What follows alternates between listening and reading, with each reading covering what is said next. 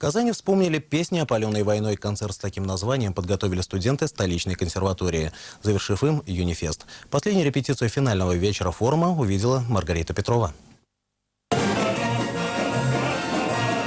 Эти строки были написаны уже в послевоенном 47-м для киноленты «Великий перелом» о Сталинградской битве. Ее исполнял знаменитый шофер Минутка, он же Марк Бернес. За артистом сочинение подхватил весь Советский Союз. Именно такие сверхпопулярные песни вошли в программу праздничного концерта. Я считаю, что вот такие концерты они должны быть всегда, потому что молодежь начинает много забывать вообще историю. Чтобы память молодежи была крепче, подобные концерты в преддверии 9 мая оркестр «Татарика» готовит 4-й год подряд.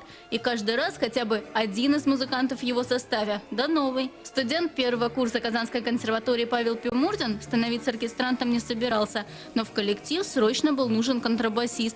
Теперь молодой человек не нарадуется. В оркестре замечательно играть, потому что очень самобытный состав, где сочетаются и народные инструменты, и классические инструменты, и весьма разнообразный репертуар, и очень сыгранный коллектив.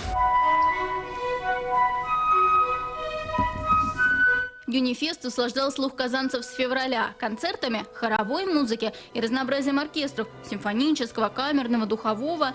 Таким образом, в консерватории решили отозваться на всемирные летние игры, представив тех, кому вершить будущее. Правда, на культурной, а не спортивной арене. Маргарита Петрова, Антон Королев, ТНВ, Казань.